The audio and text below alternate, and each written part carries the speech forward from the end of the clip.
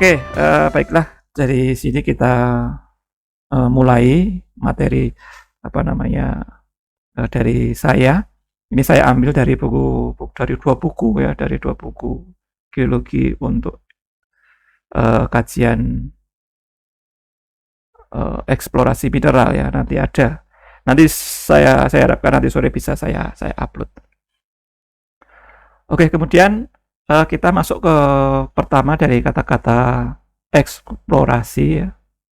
Eksplorasi itu biasanya terkait dengan discovery ya. Jadi eksplorasi itu biasanya sangat terkait sekali dengan discovery, terutama yang dikaitkan dengan eksplorasi mineral ya. Jadi dari eksplorasi itu nanti itu kita pengen mengetahui atau mengkarakterisasi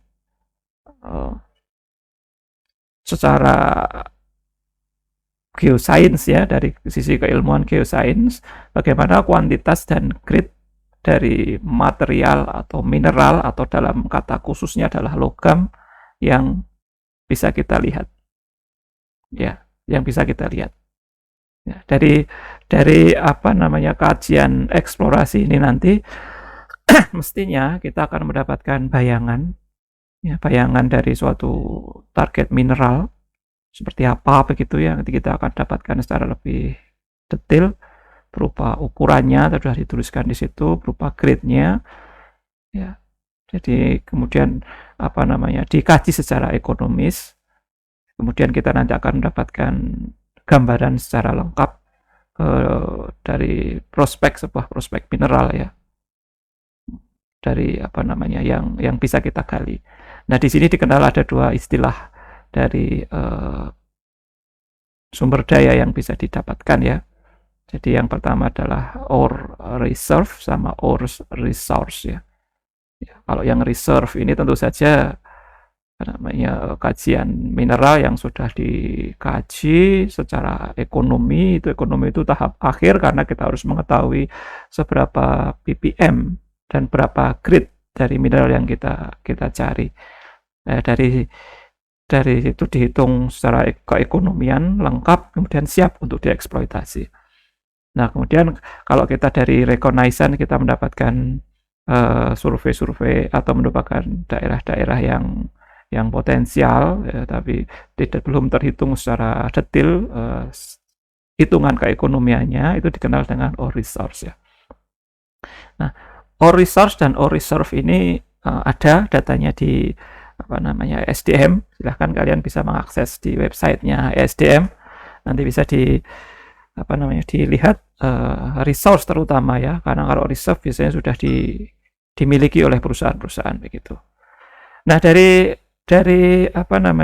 eksplorasi itu nanti itu biasanya akan dikenal discovery ya, yang namanya greenfield dan brownfield ya.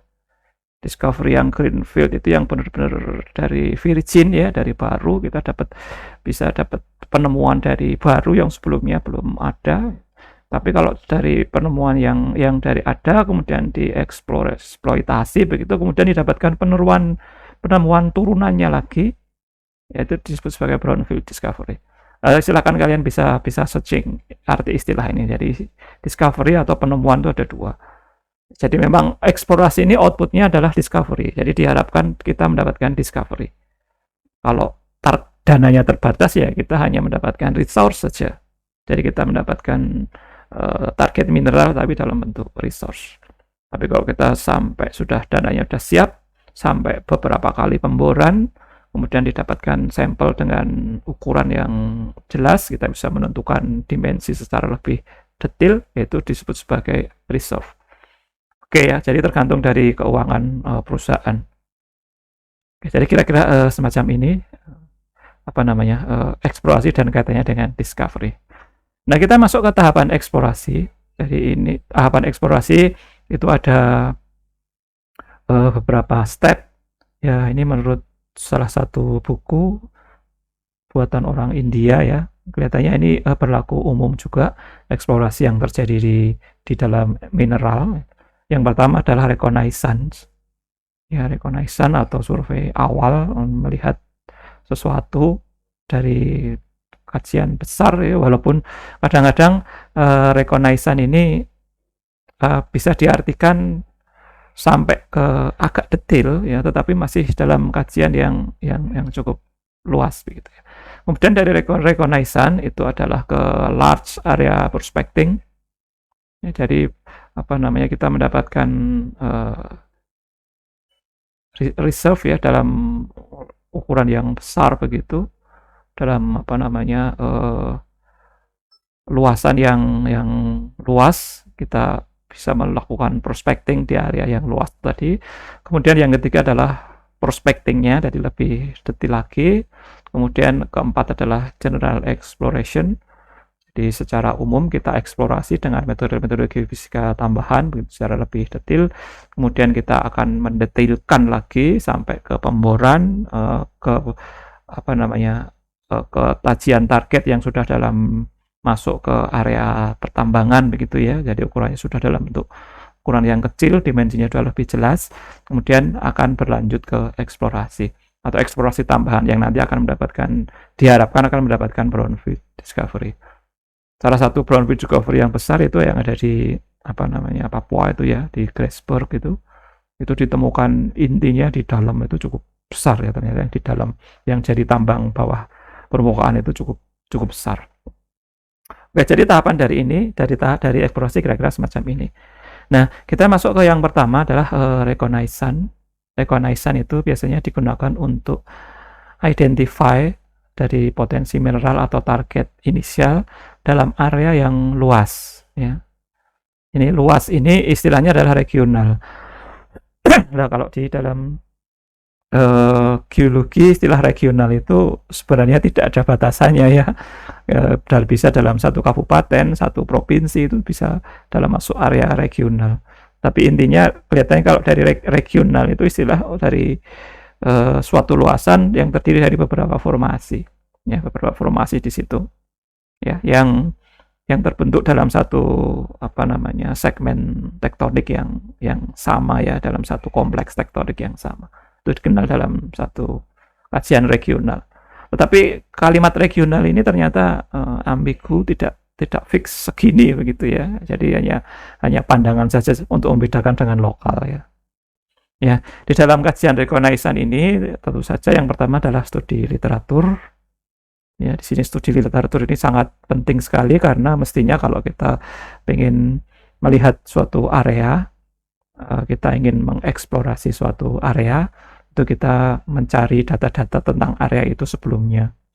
Ya, entah data dari perusahaan sebelumnya, entah data-data dari negara yang menyediakan area itu. Itu dari berbagai macam sumber ya dicari studi literaturnya. Nah, kemudian ada support dari akuisisi data geofisika. Akuisisi data geofisika yang dimaksud di sini untuk reconnaissance itu biasanya yang cepat begitu ya, yang bisa mengakuisisi dalam area yang luas. Sebagian besar disupport oleh aero ya, entah aerogravity atau aeromagnetik begitu ya. Tapi intinya suatu survei yang bisa kerjakan dengan agak cepat begitu, dan luasannya cukup lebar ya, cukup dalam kajian skala regional tadi.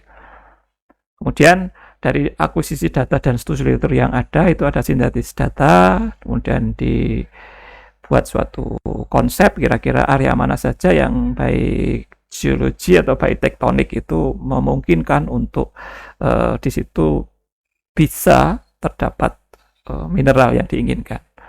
Kemudian di sini juga sudah masuk perizinan. Karena apa? Karena dalam melakukan survei mestinya harus ada izin-izin. Apalagi daerah-daerah yang dilakukan survei itu mungkin daerah yang harus beririsan dengan punya orang lain ya. Misalkan saja beririsan dengan perusahaan perkebunan misalkan, atau pemerintah suatu daerah. Kalau pemerintah suatu daerah itu berarti izinnya langsung ya kan, dari pemerintah langsung otomatis dapat izin tempat, berarti pemerintah sudah mengikhlaskan tempat itu untuk dikaji. Tetapi bisa jadi dari perusahaan swasta lainnya itu punya punya area yang saling beririsan dengan daerah survei ya. Oke, kemudian target-target yang didapatkan itu disusun dalam urutan prospek ya. Jadi biasanya ada sangat prospek, kemudian ini intermediate, kemudian ini less ya, less prospek. Dari kajian geologi mestinya sudah mendapatkan masukan cukup banyak mana area-area yang termasuk dalam prospek nomor 1 begitu ya, urutan 1 top ya, top prospek begitu, paling prospek, sampai yang less prospek ya, prospeknya yang paling rendah. Jadi secara sekilas bisa disusun ya dalam reconnaissance ini. Nah, ini detail kerja yang dilakukan pada masa reconnaissance sebagai fungsi tahun ya. Ini sebenarnya berlaku untuk salah satu contoh dari perusahaan pertambangan, tapi saya pikir ini berlaku untuk semua ya, untuk semua survei pertambangan. Jadi paling tidak survei reconnaissance ini ada 3 years begitu. Mungkin di dalamnya ada overlap dengan propose area di area yang luas maupun area yang sudah agak detail, itu mungkin sudah masuk di dalam reconnaissance ini. Tapi paling tidak dibutuhkan 3 years ya, 3 tahun untuk mengkaji reconnaissance. Untuk yang year pertama ini saya bacakan saja. Yang nomor 1, proposed work program nomor 1 itu adalah regional geological check, mapping and rock chip sampling. Jadi ini seperti survei geologi pada umumnya ya, survei geologi pada umumnya dalam suatu area. Survei geologi itu ada berbagai macam cara ya, nanti di minggu-minggu selanjutnya kita akan berbicara itu ya. Ada yang dibuat grid begitu, ada yang dibuat berdasarkan mengikuti kontur sungai biasanya, karena outcrop itu akan nampak kelihatan dengan lebih jelas di sungai karena batuan induk ya dari suatu area itu kelihatan di dinding-dinding sungai. Jarang sekali orang geologi survei di tanah lapang, itu jarangnya karena tidak ada singkapan. Nah, regional geological check tadi akan menghasilkan suatu peta geologi yang ukurannya gede, itu biasanya large map, itu ukurannya 1:100.000 ke atas ya, 1 cm sebanding dengan 100.000 cm di lapangan, atau sebanding dengan 1 kilo ya, 1 cm sebanding dengan 1 kilo di lapangan. Cukup besar ya luasan areanya. Kemudian yang kedua itu adalah akuisisi dan interpretasi of available airborne geophysical data from previous survey.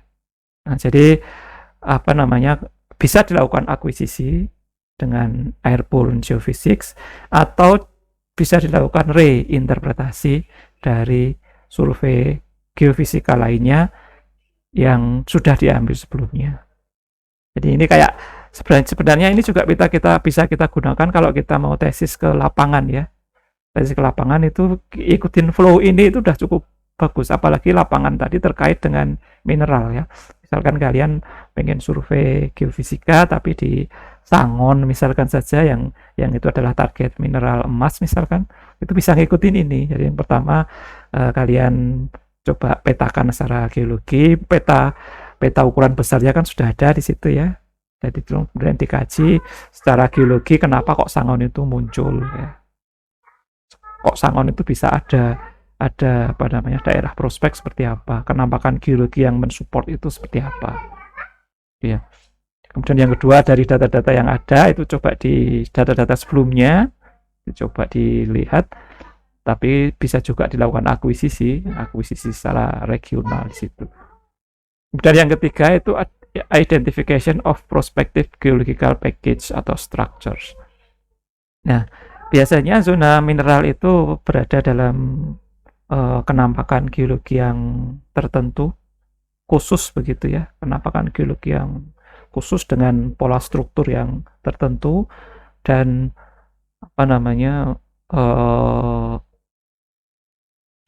identifikasinya itu paling tidak mestinya harus didapatkan satu sampel yang muncul di permukaan.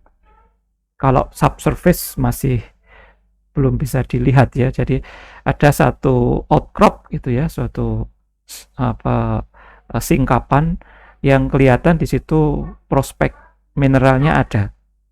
Ya, kemudian dicoba dikaji ini prospek mineralnya dalam bentuk apa? Ya, dalam bentuk daikah atau dalam bentuk bongkah yang besar begitu atau dalam menerus begitu mengisi celah-celah sesuatu ya. Berbagai bentuknya nanti kita bisa lihat di selanjutnya ya di kuliah-kuliah selanjutnya. Oke ya, jadi identifikasinya biasanya dari permukaan sudah ada outcropnya. Kemudian yang keempat itu adalah regional geochemical survey at soil atau stream sediment sampling as required. Umumnya beberapa target mineral itu yang dicari kadang-kadang batuan aslinya ya. Jadi kita belum masuk ke istilah-istilah dari turunan itu, saya bilang saja batuan aslinya. Jadi batuan aslinya. Jadi dulu pernah ke Maumere ya di Nusa Tenggara Timur di Flores itu, di bagian gunung di sebelah utara danau apa itu ya, di Flores itu ada danau, di sebelah utaranya ada gunung. Itu di puncak gunung itu ada apa namanya bongkah besar batu Fe ya, kaya akan Fe besi ya. Nah, batu besi tadi mengalami perlapukan, kemudian beberapa besi akan terlapukan dan tersedimentasi di sepanjang sungai yang arahnya ke pantai di sebelah selatan atau pantai di selatan Flores ya, sisi selatan Kepulauan Flores itu ya, atau beberapa masuk ke danau itu. Nah, kadang-kadang orang itu menemukan dari sungai, dari endapan di sungai, dari soil sedimen yang ada di sungai. Nah, itu kadang-kadang juga perlu karena beberapa kenampakan, beberapa tambang misalkan nikel gitu ya, itu ditemukan tidak dalam bentuk body originalnya, tetapi endapan yang terjadi di sungai ya, endapan yang terjadi di sungai. Nah, ini bisa beberapa sampel dilakukan kajian geokimia ya, jadi misalkan berapa kandungan mineralnya, berapa kandungan pengotornya dan sebagainya. Nah, ini bisa dipetakan ya. Kemudian yang kelima itu ada regional airborne geophysics, ground magnetic and electromagnetic reverse as required. Jadi mungkin di year 1 ini bisa disupport dari survei tambahan yang diinginkan ya. Jadi kadang-kadang batasan dari ini reconnaissance atau ini sudah detail itu kadang-kadang campur aduk ya, walaupun skenarionya seperti ini, tetapi kadang-kadang sesuai dengan kebutuhan di lapangan saja. Oh, saya pengen detail di sini karena ini kelihatannya menarik sekali. Jadi dari survei yang luas tiba-tiba langsung masuk ke detail itu juga kadang-kadang seperti itu, tergantung dari permintaan geolognya atau permintaan dari ownernya.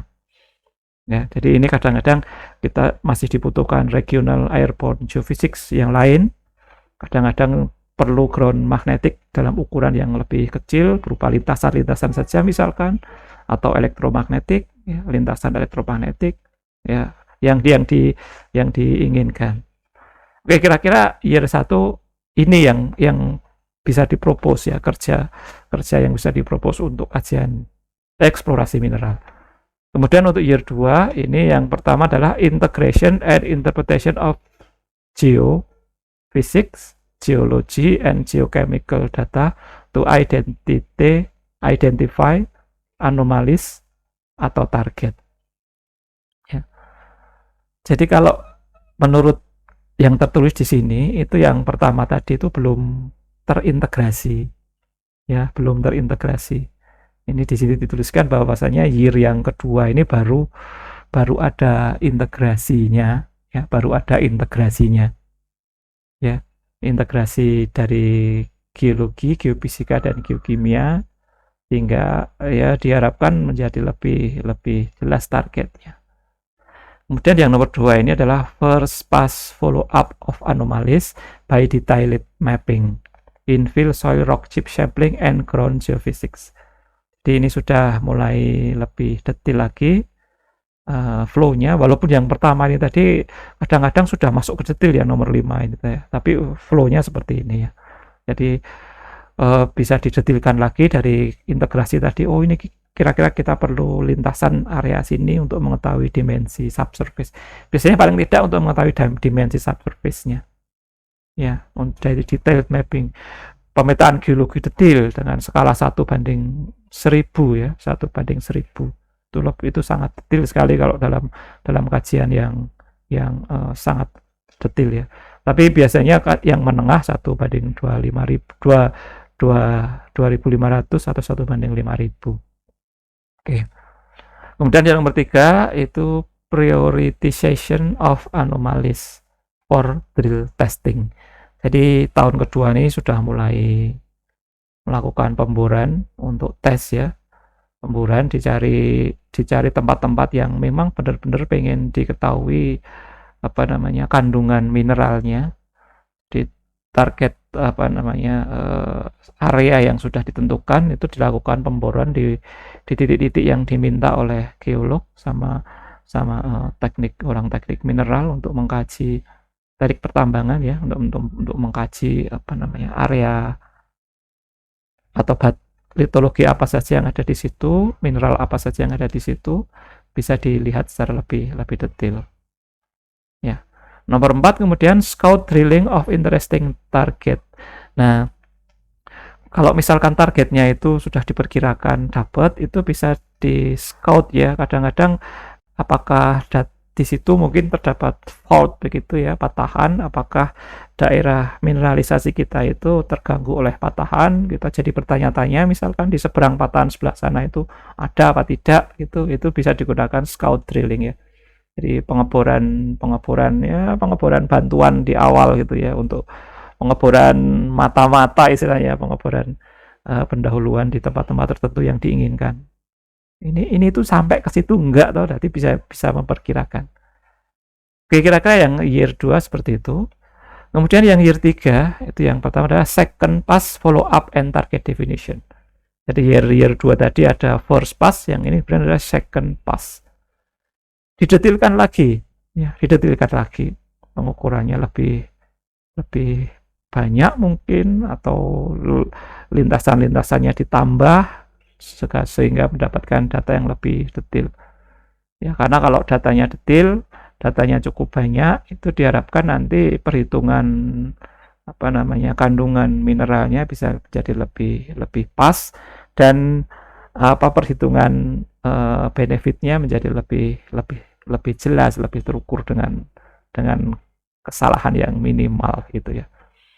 Kemudian yang nomor 2 itu adalah reverse circulation atau diamond core drilling. Nah, jadi yang kedua ini kadang-kadang di dalam zona mineral yang dihadapi itu teman-teman dari mineral tadi itu berada di host rock yang sangat keras. Bisa jadi metamorf ya, karena umumnya batuan beku yang terintrusi batuan beku lagi, atau batuan metamorf yang terintrusi batuan beku. Batuan sedimen terintrusi batuan beku berubah menjadi metamorf ya. Jadi batuannya itu sangat keras sekali, sehingga kadang-kadang diperlukan diamond core drilling ya, sehingga bisa didapatkan data yang dengan sampel yang lebih bersih begitu ya, lebih banyak, mungkin ukurannya lebih besar, lebih bisa menembus karena batuannya semakin keras gitu ya. Oke, jadi dibutuhkan drilling dengan intinya dengan kekuatan yang lebih sehingga bisa menembus batuan yang cukup keras ya. Oke. Kemudian yang ketiga adalah downhole geophysics and drilling if required. Jadi kadang-kadang dibutuhkan juga data-data pemboran geofisika atau data sounding atau data-data downhole istilahnya ya, downhole data geophysics ya, ke arah bawah gitu. Nah, data-data downhole ini biasanya tergantung dari mineral apa yang dicari ya, mineral apa yang dicari. Bisa jadi kalau kita sudah mendapatkan cross cuttingnya atau batuan yang terpotong dari pemboran itu sudah cukup ya, asalkan batuan tadi itu fix pada kedalaman berapa. Tapi kadang-kadang juga dibutuhkan data downhole kalau target yang diinginkan itu tidak terlalu keras, lunak, sehingga hancur ketika injeksi dengan lumpur pada saat proses pemboran. Nah, itu kadang-kadang diperlukan data-data geofisika ya. Biasanya yang terkait dengan apa namanya, keberadaan mineral itu ya. Biasanya ya gamma ray atau resistivity atau SP begitu ya, yang dikaitkan dengan atau density ya. Oke, jadi ini downhole tadi tergantung dari target yang diinginkan di perusahaan. Misalkan saja kalau dalam apa namanya, dalam batu bara begitu, itu biasanya yang didapatkan atau yang didapatkan borehole-nya ya density saja, biasanya density sama gamma ray begitu. Karena itu sudah cukup untuk mendelineasi mana batu bara, mana yang bukan batu bara. Jadi ini bergantung dari target yang diinginkan. Oke, kemudian yang keempat adalah reports atau recommendation. Jadi dari semua itu tadi mestinya akan dihasilkan suatu catatan lengkap gitu ya dari suatu zona prospek. Ya. Kemudian yang kelima adalah PL application if encouraging result obtained. Jadi PL ini istilah dari apa namanya, pengajuan ke level yang lebih tinggi untuk perhitungan ekonomi ya. Dari sisi apa namanya, izin, kemudian dari sisi kajian keekonomian. Ya, sehingga akan lebih fix hasilnya. Oke, kira-kira macam-macam ini. Kalau year-nya ini bisa dirangkum dalam 1 year juga bisa, menjadi lebih panjang juga bisa, bergantung dari kondisi lapangannya. Mungkin ada kondisi-kondisi yang di luar teknis yang mengganggu ini ya. Ini hanya urutan apa namanya, flow pekerjaan saja. Jadi intinya dari yang luas dulu akan semakin menyempit sehingga kita dapatkan beberapa area yang ukurannya sudah lebih kecil dan lebih detail, didapatkan prospek yang berdasarkan ranking tadi ya, 1, 2, 3, 4 gitu misalkan. Oke, kira-kira semacam itu. Ada yang mau didiskusikan? Silahkan. Tidak ya? Oke, kalau tidak saya lanjutkan. Nah, kemudian di yang kedua, yang large area prospecting. Jadi yang sebenarnya di reconnaissance tadi itu kalau dilihat dari hasil kerjanya itu sebenarnya sudah bisa langsung masuk ke nomor 5 ini ya. Nomor 5. Tetapi apa namanya? Kadang-kadang kalau urutan secara detail ya kita ngikutin flow yang ada di sini ya. Karena di reconnaissance tadi di tahun ketiga tadi sudah agak detail ya, sudah agak detail. Tapi kalau dirasa masih kurang detail lagi, itu bisa masuk ke yang nomor 2 ini, large area. Ya. Jadi kalau di sini dituliskan yang namanya large area prospecting itu merupakan survei di depan tadi yang sebenarnya sudah cukup lengkap ya, tapi mungkin masih kurang lengkap, ditambah dengan izinnya. Ya, dengan izinnya. Jadi izin pertambangan ya. Karena izin eksplorasi dan izin pertambangan itu berbeda. Tujuan utama untuk identifikasi deposit yang akan menjadi target definitif selanjutnya. Jadi apa namanya, ini step yang kedua, dan ya saya kira bisa dijadikan dasar dengan reconnaissance, tapi di sini bisa dibagi menjadi 2. Ya, tapi intinya adalah proses perhitungan keekonomian dan proses perizinan. Oke, kemudian untuk yang prospecting ini merupakan proses sistematik untuk menentukan mineral target yang menjanjikan selama proses reconnaissance. Jadi kadang-kadang di dalam suatu perusahaan eksplorasi, di dalam proses reconnaissance itu ada keputusan dari perusahaan untuk oke, kita reconnaissance ini jalan terus, tetapi kita menyempil di satu area itu sudah masuk ke prospecting, itu bisa. Ya, jadi di suatu area yang masuk prospecting itu dibentuk tim khusus, ya sudah masuk ke prospecting. Itu bisa ya. Jadi apa namanya, flow tadi tidak saklek begitu, tetapi masih bisa bebas ya. Oke, tujuannya untuk peningkatan konfidensi geologis ya. Jadi apa namanya, secara area yang lebih kecil tadi dilihat secara lebih detail supaya apa namanya, lebih bisa lebih percaya ya dari sisi geologis, apakah benar desain geologi yang di awal tadi oke begitu. Aktivitasnya melakukan pemetaan pada skala 50.000 atau 1:25.000 dan kajian litologi ini apa namanya, ya bisa dikatakan lebih detail ya, lebih detail. Ya, jadi di prospecting dan di reconnaissance tadi agak ada overlap ya, tapi mungkin yang dimaksud di reconnaissance tadi tidak terlalu detail banget ya, tidak terlalu detail, tidak sedetil prospecting ini. Peta yang diukur juga sama, ukuran 1:50.000. Tadi saya sebut 1:50.000 minimal ya untuk yang regional tadi. Oke, 100.000 tadi saya bilang 100.000 atau 200.000. Ya, jadi apa namanya, cukup besar petanya. Oke, kemudian general exploration adalah proses denilasi awal dari target minimal, dari target mineral ya. Ini dibatasi begitu. Pemetaannya bisa menjadi lebih detail lagi, 1:5.000. Kemudian ada sampling batuannya, kemudian borehole geofisik masuk lebih banyak lagi, mungkin daerah-daerah masuk lebih detail lagi. Ya, tujuannya memahami fitur geologi, indikasi reasonable tentang kemenerusan, estimasi dengan ukuran presisi tinggi, bentuk, struktur, dan grade. Oke ya, karena apa namanya, hasil akhir dari survei-survei eksplorasi ini mestinya adalah berapa besar area yang harus ditambang dan berapa keekonomian. Tapi yang kata kuncinya adalah keekonomian itu. Ini untung apa enggak? Ukurannya besar tetapi dalam. Jadi ketika dihitung secara ekonomi tidak ekonomis ya, karena apa, tambangnya harus tambang bawah tanah misalkan macam. Kalau dalamnya enggak benar-benar oke gitu, secara keekonomian bisa rugi. Oke, kemudian yang kelima adalah detailed exploration. Ini mestinya lebih detail lagi, jadi bisa dibayangkan lebih detail lagi.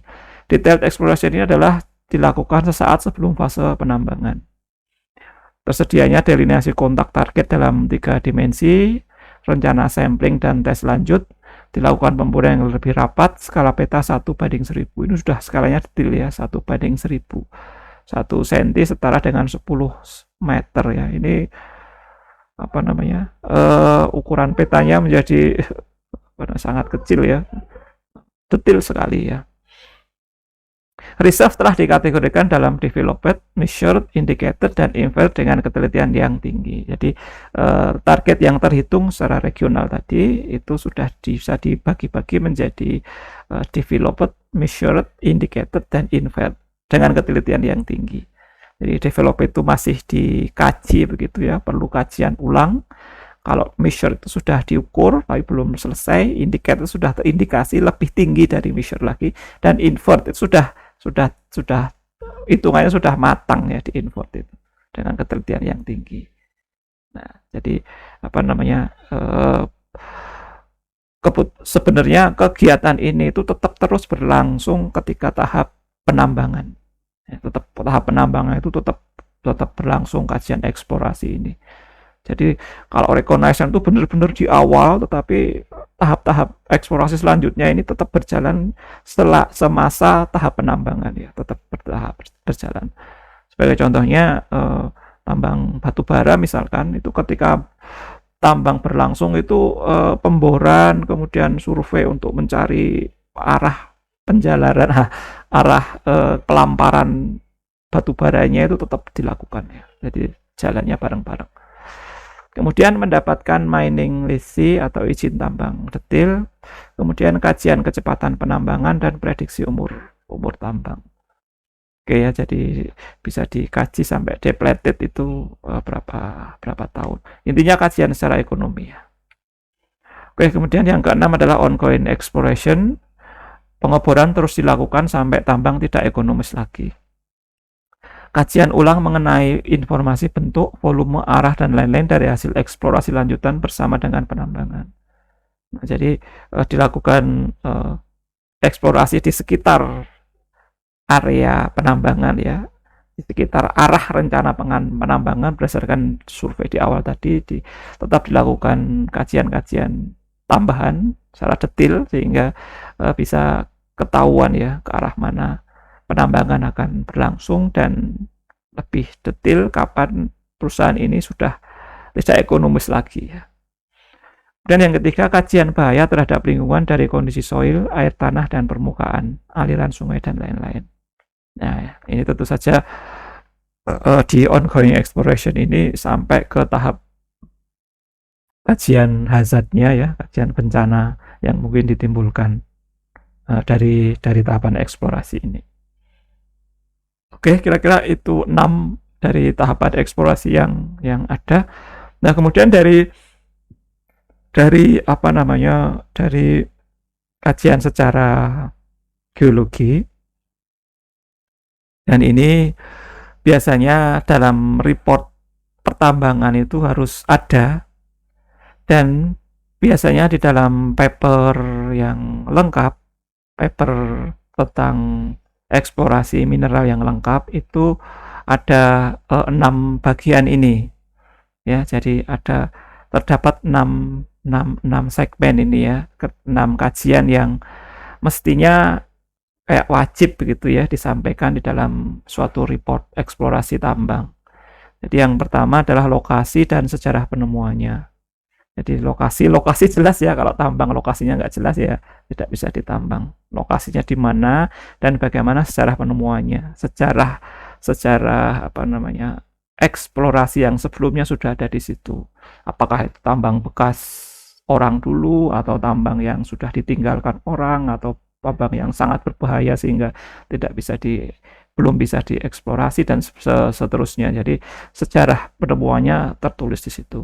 Kemudian yang kedua itu setting regional harus ada. Jadi setting regional itu ada strukturnya, geomorfologinya, kesampaian daerahnya, kemudian morfologi sama dengan geomorfologi atau morfologi. Kemudian hazardnya. Ya, dari setting geologi regional itu tadi biasanya sudah dituliskan di situ. Ya, jadi daerah eksplorasi tambang ini, eksplorasi mineral ini berada pada zona mungkin punggungan sebuah anticline, yang di bawahnya ada zona intrusi yang tidak sampai ke permukaan, ya masih panas misalkan saja. Beberapa tempat tertentu ada kenampakan